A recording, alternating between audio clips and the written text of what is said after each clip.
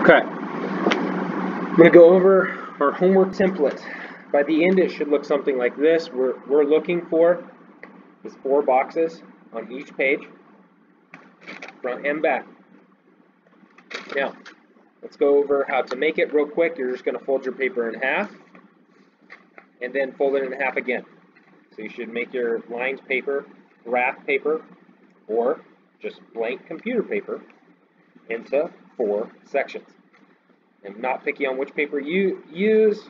I recommend graph paper. Lined paper is nice. Computer paper, you might struggle kind of keeping things organized and where things go because you don't have a header.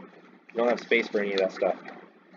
Alright, so I got my fourths, just like this. Now I want to draw these lines in. So the header we will be filling in. We're going to fill this stuff in. So I don't want to draw a vertical line all the way through the page, just in the future. We'll make that in a second. Alright, so I'm going to draw a line down here at the bottom, or sorry, the top of the paper, but the bottom of the header. I got that line. Now I got my fold right here. It might be kind of hard to see, but I'm going to draw my line there. And this will be how all the homeworks are done. This template, because you're going to turn it in through GradeScope. And my grading is going to be based off this template. Alright, now we got our line, so I'm not going all the way to the top, just starting here at the bottom of the header.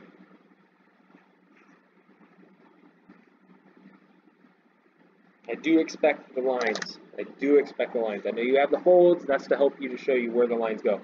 So this is the front. We are going to turn it over, do the same thing on the back.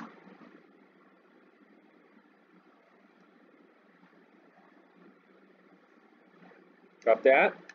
Now down the middle of the page where that fold is.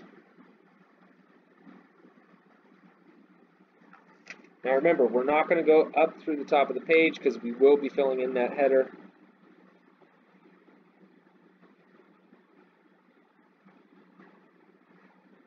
Okay, so there we go. We got our 4 sections.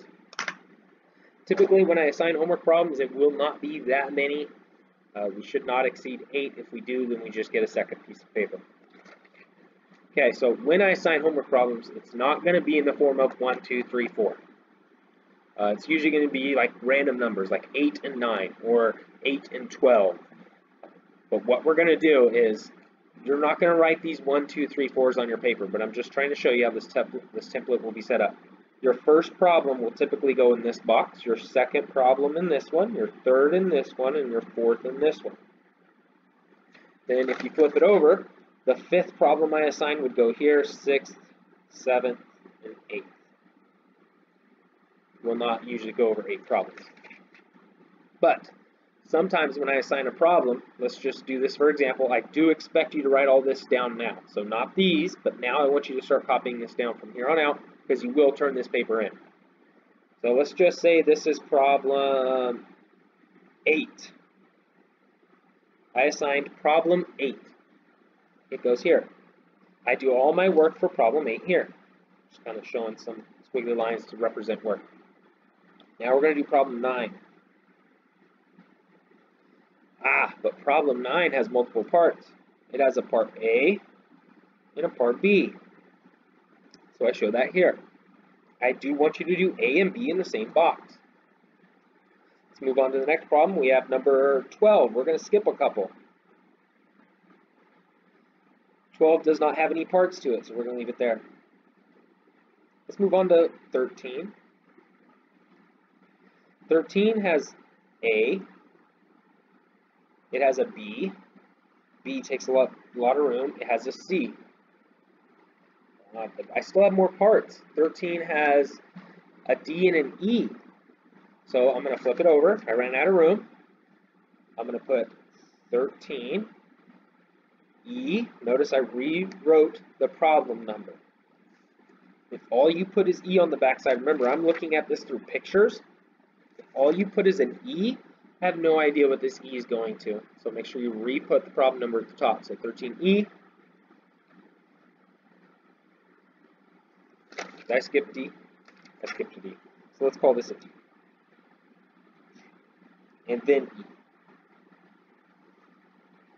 And the last problem is going to be 15. We're going to skip 14. And that's it. That's all I assigned. So we don't have to fill in these 2 boxes.